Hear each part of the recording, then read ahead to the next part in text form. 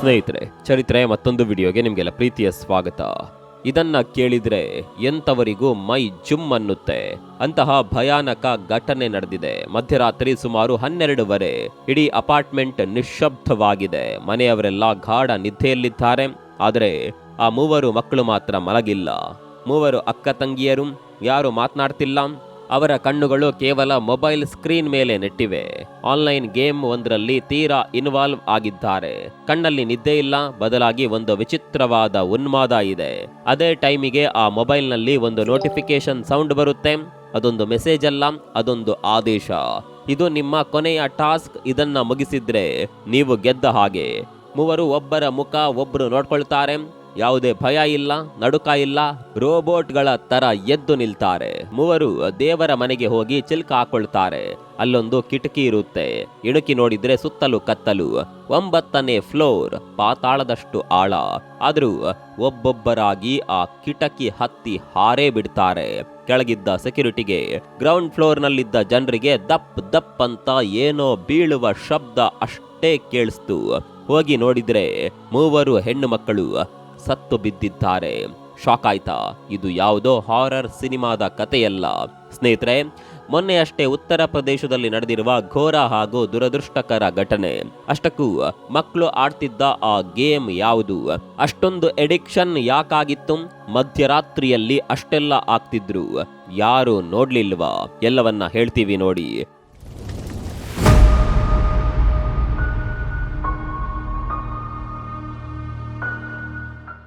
ಅದರಲ್ಲೂ ಮಕ್ಕಳ ಕೈಗೆ ಮೊಬೈಲ್ ಕೊಟ್ಟು ಕುಳಿತುಕೊಳ್ಳುವ ಪ್ರತಿಯೊಬ್ಬ ಪೋಷಕರು ಕೂಡ ನೋಡಲೇಬೇಕಾದ ವಿಡಿಯೋ ಇದು. ಜಾಗ ಉತ್ತರ ಪ್ರದೇಶದ ಗಾಜಿಯಾಬಾದ್. ಸಮಯ ಮಂಗಳವಾರ ಮಧ್ಯರಾತ್ರಿ ಸುಮಾರು 12:30. ಸಿಟಿ ಮಧ್ಯ ಒಂದು ಅಪಾರ್ಟ್ಮೆಂಟ್, 9ನೇ ಮಹಡಿ. ನೆಲದ ಮೇಲೆ ಬಿದ್ದಿರೋದು 3 ಮಕ್ಕಳ ಕಳೆಬರಹಗಳು. 3 ಒಂದೇ ಮನೆಯ ಮಕ್ಕಳು, ಅಕ್ಕ ತಂಗಿಯರು. ಅದರಲ್ಲೂ ಫಾರೆಕ್ಸ್ ಟ್ರೇಡರ್ ಅಂದರೆ ವಿದೇಶಿ ವ್ಯಾಪಾರ ಮಾಡುವ ಶ್ರೀಮಂತ ತಂದೆ ತಾಯಿಯ ಮಕ್ಕಳು. ಊಹಿಸಿಕೊಳ್ಳಿ, ಒಂದೇ ಸಲಕ್ಕೆ ಒಂದೇ ಕಾರಣಕ್ಕೆ 3 ಮಕ್ಕಳನ್ನ ಕಳೆದುಕೊಂಡ ಆ ಪೋಷಕರ ಸ್ಥಿತಿ ಏನಾಗಿರಬೇಡ. ಪೊಲೀಸರು ಬಂದ್ರು, ತನಿಖೆ ಆಯ್ತು. ಅಲ್ಲಿ ಸಿಕ್ಕಿದ ಸುಳಿವು ಏನ್ ಗೊತ್ತಾ? ಅವರ ಮೊಬೈಲ್ ಫೋನ್. ಅದರಲ್ಲಿದ್ದು ಒಂದು ಕೊರಿಯನ್ ಲವ್ ಗೇಮ್. ನೀವು ಕೇಳ್ತಿರೋದು ಸತ್ಯ. ಮಕ್ಕಳ ಪ್ರಾಣ ತೆಗೆದಿದ್ದು ಆಟಿಕೆಯಲ್ಲ. ಮಕ್ಕಳು ಗೇಮ್ ಒಂದಕ್ಕೆ ಅಡಿಕ್ಟ್ ಆಗಿ ಅದರಲ್ಲಿ ಬರೋದನ್ನೆಲ್ಲ ಫಾಲೋ ಮಾಡಿ ಪ್ರಾಣ ಬಿಟ್ಟಿದ್ದಾರೆ ಅನ್ನುವ ಆರೋಪ ಕೇಳಿ ಬರ್ತಿದೆ. ಇದನ್ನ ಡಿಜಿಟಲ್ ಡೆತ್ ಕೇಸ್ ಅಂತಲೇ ಕರೆಯಲಾಗ್ತಾ ಇದೆ. ಸಾಮಾನ್ಯವಾಗಿ ಮಕ್ಕಳು ಗೇಮ್ ಆಡೋದು ಮಜಾ ಮಾಡೋದಕ್ಕೆ, ಟೈಮ್ ಪಾಸ್ ಮಾಡೋದಕ್ಕೆ. ಆದರೆ ಗಾಜಿಯಾಬಾದ್ನ ಈ ಮಕ್ಕಳು ಆಡ್ತಿದ್ದಿದ್ದು ಸಾಧಾರಣ ಗೇಮ್ ಆಗಿರಲಿಲ್ಲ. ಅದೊಂದು ಸೈಕಲಾಜಿಕಲ್ ಟ್ರ್ಯಾಪ್. ವರದಿಗಳ ಪ್ರಕಾರ ಈ ಮಕ್ಕಳು ಕೊರಿಯನ್ ಡ್ರಾಮಾ ಅಥವಾ ಕೆ-ಪಾಪ್ ಸಂಸ್ಕೃತಿಯಿಂದ ಪ್ರಭಾವಿತರಾಗಿದ್ರು.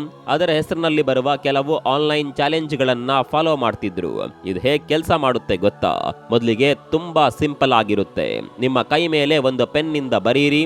ರಾತ್ರಿ 2 ಗಂಟೆಗೆ ಎದ್ದು ಒಂದು ಸೆಲ್ಫಿ ಕಳಿಸಿ. ಹೀಗೆ ಶುರುವಾಗುವ ಆಟ ದಿನ ಕಳೆದಂತೆ ಕರಾಳವಾಗುತ್ತೆ. ಇದನ್ನ ಗ್ರೂಮಿಂಗ್ ಅಂತ ಕರೀತಾರೆ. ಈ ಗೇಮ್ನ ಅಡ್ಮಿನ್ ಮಕ್ಕಳ ಬ್ರೈನ್ ವಾಶ್ ಮಾಡ್ತಾನೆ. ಅವರಿಗೆ ರಿಯಲ್ ಲೈಫ್ ಬೋರಿಂಗ್ ಅನ್ಸೋದಕ್ಕೆ ಶುರುವಾಗುತ್ತೆ. ವರ್ಚುವಲ್ ಲೈಫೇ ಸತ್ಯ ಅನ್ಸುತ್ತೆ. ಗಾಜಿಯಾಬಾದ್ನ ಕೇಸ್ನಲ್ಲಿ ಆಗಿದ್ದು ಇದೆ. ಮಕ್ಕಳು ಆ ಗೇಮ್ನ ಟಾಸ್ಕ್ಗಳನ್ನ ದೇವರ ಆಜ್ಞೆಯಂತೆ ಪಾಲಿಸ್ತಾ ಇದ್ರು. ಗೇಮ್ನ ಪ್ರಕಾರ ಆ ಮಕ್ಕಳು ಭಾರತೀಯರೇ ಅಲ್ಲ, ಕೊರಿಯಾ ದೇಶಕ್ಕೆ ಸೇರಿದವರು. ಅದರಲ್ಲೂ ಕೊರಿಯನ್ ಪ್ರಿನ್ಸಸ್ ಅಥವಾ ರಾಜಕುಮಾರಿಯರು. ಆ ಮಾಯೆಗೆ ಬಿದ್ದ ಮಕ್ಕಳಿಗೆ ಸಾವು ಕೂಡ ಒಂದು ಲೆವೆಲ್ ಅಪ್ ಅನ್ನುವ ಮಟ್ಟಕ್ಕೆ ಮಕ್ಕಳು ಗೇಮ್ಗೆ ಎಡಿಕ್ಟ್ ಆಗಿದ್ರು. ಒಮ್ಮೆ ಯೋಚನೆ ಮಾಡಿ, 9ನೇ ಮಹಡಿಯಿಂದ ಹಾರುವಾಗ ಅವರಿಗೆ ಭಯ ಆಗ್ಲಿಲ್ವಾ? ಭಯ ಆಗದ ಮಟ್ಟಕ್ಕೆ ಅವರ ಮೆದುಳು ಸಂಪೂರ್ಣವಾಗಿ ಆ ಗೇಮ್ನ ಹಿಡಿತದಲ್ಲಿತ್ತು. ಅದರಲ್ಲೂ 16 ವರ್ಷ ಅಂದ್ರೆ ಹೈಸ್ಕೂಲ್ ಓದುವ ಮಗು ಆ ಮಟ್ಟಕ್ಕೆ ಬ್ರೈನ್ ವಾಶ್ ಆಗಿದೆ ಅನ್ನೋದೇ ನಂಬೋದಕ್ಕಾಗದ ವಿಚಾರ. ಮತ್ತಿಬ್ಬರು ಆಕೆಯ ಮಲತಾಯಿ ಮಕ್ಕಳಿಗೆ ಕ್ರಮವಾಗಿ 14 ಹಾಗೂ 12 ವರ್ಷ ವಯಸ್ಸು. ಸಾವು ಬದುಕಿನ ವ್ಯತ್ಯಾಸ ಗೊತ್ತಿಲ್ಲದ ವಯಸ್ಸೇನು ಅಲ್ಲ. ಆದ್ರೂ ಕೂಡ ಗೇಮ್ನ ಅಡಿಕ್ಷನ್ಗೆ ಬಲಿಯಾಗಿವೆ. ಇಲ್ಲಿ ನಿಮ್ಗೊಂದು ಪ್ರಶ್ನೆ ಕಾಡ್ತಿರಬಹುದು. ಮಕ್ಕಳು ಇಷ್ಟೆಲ್ಲ ಮಾಡ್ತಿದ್ರು, ಪೋಷಕರಿಗೆ ಗೊತ್ತಾಗ್ಲಿಲ್ವಾ? ಅವರೇನು ಮಾಡ್ತಿದ್ರು? ಲಭ್ಯವಿರುವ ಮಾಹಿತಿ ಪ್ರಕಾರ ರಾತ್ರಿ 12ರ ಸುಮಾರಿಗೆ 3 ಹುಡುಗಿಯರು ತಮ್ಮ ತಾಯಂದಿರ ಜೊತೆಯಲ್ಲೇ ಇದ್ದರು. ಸ್ವಲ್ಪ ಸಮಯದ ನಂತರ 3 ಎದ್ದು ದೇವರ ಕೋಣೆಗೆ ಹೋಗಿದ್ದಾರೆ. ನಂತರ ಕೋಣೆಯನ್ನ ಒಳಗಿನಿಂದ ಲಾಕ್ ಮಾಡಿಕೊಂಡಿದ್ದಾರೆ. ನಂತರ ಕಿಟಕಿ ಬಳಿ ಒಂದು ಕುರ್ಚಿ ಇಟ್ಟು ಅದರ ಸಹಾಯದಿಂದ ಒಬ್ಬರಾದ್ಮೇಲೆ ಒಬ್ರು 9ನೇ ಮಹಡಿಯಿಂದ ಕೆಳಗೆ ಹಾರಿ ಸ್ಪಾಟ್ನಲ್ಲೇ ಪ್ರಾಣ ಬಿಟ್ಟಿದ್ದಾರೆ. ಇಲ್ಲಿ ಮಧ್ಯರಾತ್ರಿ ಮಕ್ಕಳನ್ನ ಪೋಷಕರು ಕಣ್ಣಲ್ಲಿ ಕಣ್ಣಿಟ್ಟು ನೋಡ್ಕೊಳ್ಬೇಕು ಅಂತ ನಾವು ಹೇಳ್ತಿಲ್ಲ. ಮಕ್ಕಳು ಫೋನ್ಗೆ ಅಡಿಕ್ಟ್ ಆಗಿದ್ದಾರೆ ಅನ್ನೋದು ಪೋಷಕರಿಗೆ ಗೊತ್ತಿತ್ತು. ಅವರು ಆಗಾಗ ಫೋನ್ ಕಿತ್ಕೊಳ್ತಾ ಇದ್ರು, ಆದರೆ ಮಕ್ಕಳು ಹೇಗೋ ಮಾಡಿ ಮತ್ತೆ ಫೋನ್ ಪಡೆಯುತ್ತಿದ್ರು ಎಂದು ಪೊಲೀಸರು ತಿಳಿಸಿದ್ದಾರೆ. ಜೊತೆಗೆ ಆ ಮಕ್ಕಳ ಬಿಹೇವಿಯರ್ ನಲ್ಲಿ ಕೂಡ ಸಾಕಷ್ಟು ಬದಲಾವಣೆ ಕಂಡು ಬಂದಿತ್ತು. ಮಕ್ಕಳು ಎಲ್ಲಾ ಕೆಲಸವನ್ನ ಒಟ್ಟಿಗೆ ಮಾಡ್ತಾ ಇದ್ರು, ಬಾತ್ರೂಮ್ಗೆ ಕೂಡ ಒಟ್ಟಿಗೆ ಹೋಗುತ್ತಿದ್ರು ಅನ್ನುವ ಆಘಾತಕಾರಿ ಮಾಹಿತಿಯನ್ನ ಪೊಲೀಸರು ನೀಡಿದ್ದಾರೆ. ಅಲ್ಲದೆ ಸ್ಕೂಲ್ನಲ್ಲಿ ಪಾಠಗಳಿಗೆ ಸರಿಯಾಗಿ ಗಮನ ಕೊಡ್ತಿರ್ಲಿಲ್ಲ. ಅಲ್ಲೊಂದು ಡೈರಿ ಸಿಕ್ಕಿದೆ, ಅದರಲ್ಲಿ ಸಿಕ್ಕ ಮಾಹಿತಿ ಪ್ರಕಾರ ಆಗ್ಲೇ ಹೇಳಿದ ಹಾಗೆ ನಾವು ಭಾರತೀಯರೇ ಅಲ್ಲ ಕೊರಿಯನ್ನರು ಅಂತ ನಂಬಿದ್ರು. ಹಾಗಂತ ಈ ಅಡಿಕ್ಷನ್ ನಿನ್ನೆ ಮೊನ್ನೆಯದು ಅಂತಲ್ಲ. ಕೋವಿಡ್-19 ನಂತರ ಈ ಅಡಿಕ್ಷನ್ ಶುರುವಾಗಿತ್ತು ಅಂತ ಪೊಲೀಸರು ಹೇಳಿದ್ದಾರೆ. ಅಂದ್ರೆ ಬಹಳ ಲಾಂಗ್ ಟೈಮ್ ಅಡಿಕ್ಷನ್. ಈಗ ಆ ಡೈರಿಯಲ್ಲಿ ಸಾರಿ ಅಂತ ಒಂದು ಮೆಸೇಜ್ ಬರೆದು ಜೊತೆಗೆ ಅಳುತ್ತಿರುವ ಎಮೋಜಿ ಚಿತ್ರವನ್ನ ಬರೆದು ಈ ರೀತಿ ಮಾಡ್ಕೊಂಡಿದ್ದಾರೆ. ಅಲ್ಲದೆ ನಮ್ಮನ್ನ ಕೊರಿಯಾಗೆ ಹೋಗದಂತೆ ತಡಿತೀರಾ ಅನ್ನುವ ಅರ್ಥದ ಬರಹಗಳು ಕೂಡ ಆ ಡೈರಿಯಲ್ಲಿ ಸಿಕ್ಕಿರೋದು ವರದಿಯಾಗಿದೆ. ಸ್ನೇಹಿತರೆ, ಇದು ಬರೀ ಗಾಜಿಯಾಬಾದ್ ಕಥೆಯಲ್ಲ. ಇದು ಬೆಂಗಳೂರು, ಮೈಸೂರು, ಹುಬ್ಬಳ್ಳಿ ಹೀಗೆ ಎಲ್ಲಾ ಕಡೆ ನಡೀತಾ ಇದೆ. ನಿಮ್ಮ ಮನೆಯ ಸೋಫಾ ಮೇಲೆ ಕೂತು ನಿಮ್ಮ ಮಗು ಕೂಡ ಇಂಥದ್ದೇ ಅಪಾಯದಲ್ಲಿ ಇರಬಹುದು. ಹಾಗಾದರೆ ಕಂಡು ಹಿಡಿಯೋದು ಹೇಗೆ? ನಿಮ್ಮ ಮಗು ಡೇಂಜರ್ ಝೋನ್ ನಲ್ಲಿದೆ ಅನ್ನೋದಕ್ಕೆ ಇಲ್ಲಿವೆ 5 ಲಕ್ಷಣಗಳು. ಗಮನವಿಟ್ಟು ಕೇಳಿಸ್ಕೊಳ್ಳಿ. 1, ಸೀಕ್ರೆಸಿ. ನಿಮ್ಮ ಮಗು ನೀವು ಹತ್ತಿರ ಹೋದ ತಕ್ಷಣ ಫೋನ್ ಸ್ಕ್ರೀನ್ ಆಫ್ ಮಾಡ್ತಿದ್ಯಾ ಅಥವಾ ಫೋನ್ ಹೈಡ್ ಮಾಡ್ತಿದ್ಯಾ? ಎಚ್ಚರ. 2, ಮೂಡ್ ಸ್ವಿಂಗ್. ಯಾವಾಗ್ಲೂ ಸಿಟ್ ಮಾಡ್ಕೊಳ್ಳೋದು ಅಥವಾ ಏಕಾಏಕಿ ಸುಮ್ಮನೆ ಅಳೋದು.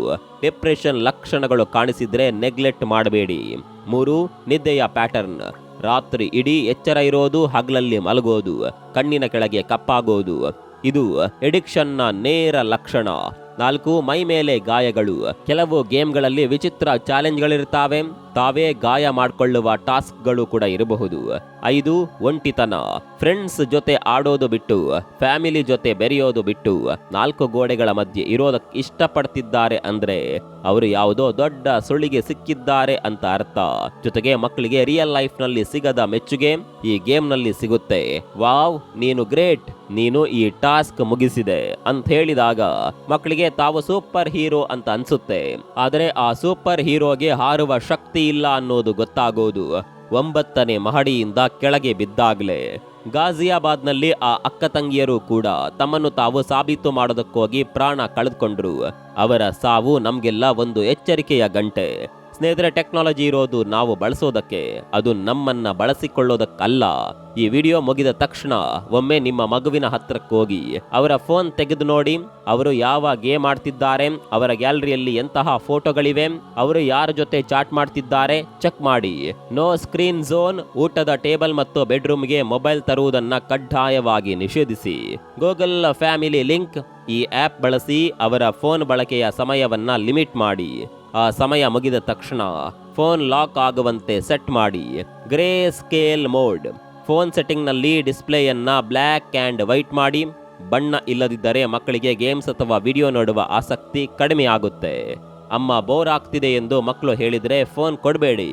ಬೋರ್ ಆದಾಗ ಮಾತ್ರ ಅವರ ಮೆದುಳು ಹೊಸ ಆಟ ಅಥವಾ ಹವ್ಯಾಸವನ್ನ ಹುಡುಕುತ್ತೆ. ನೀವು ಮಾದರಿಯಾಗಿ. ನೀವು ದಿನವಿಡೀ ರೀಲ್ಸ್ ನೋಡ್ತಿದ್ರೆ ಮಕ್ಕಳು ಸಹ ಅದನ್ನೇ ಕಲಿತಾರೆ. ಮೊದಲು ನಿಮ್ಮ ಸ್ಕ್ರೀನ್ ಟೈಮ್ ಕಡಿಮೆ ಮಾಡಿ. ಸಂಜೆ ಕನಿಷ್ಠ 1 ಗಂಟೆ ಅವರನ್ನ ಪಾರ್ಕ್ಗೆ ಅಥವಾ ಮೈದಾನಕ್ಕೆ ಕರೆದುಕೊಂಡು ಹೋಗಿ. ದೈಹಿಕವಾಗಿ ಆಯಾಸವಾದರೆ ಫೋನ್ ನೆನಪಾಗಲ್ಲ. Notification off. ಅನಗತ್ಯ ಆ್ಯಪ್ಗಳ ನೋಟಿಫಿಕೇಶನ್ ಆಫ್ ಮಾಡಿ. ಶಬ್ದ ಬಂದಾಗ್ಲೆಲ್ಲ ಫೋನ್ ನೋಡುವ ಅಭ್ಯಾಸ ತಪ್ಪುತ್ತೆ. 2:1 ನಿಯಮ. 30 ನಿಮಿಷ ಟಿವಿ, ಫೋನ್ ನೋಡಿದ್ರೆ 1 ಗಂಟೆ ಓದಬೇಕು ಅಥವಾ ಬೇರೆ ಆಕ್ಟಿವಿಟಿ ಮಾಡಬೇಕು ಅನ್ನುವ ರೂಲ್ಸ್ ಮಾಡಿ. ಇದೆಲ್ಲ ಮಾಡಿದ್ರೆ ಆರಂಭದಲ್ಲಿ ಅವರು ಕೋಪ ಮಾಡ್ಕೊಳ್ಬಹುದು, ಪರವಾಗಿಲ್ಲ. ಅವರು ನಿಮ್ಮನ್ನ ದ್ವೇಷಿಸಬಹುದು, ಪರವಾಗಿಲ್ಲ.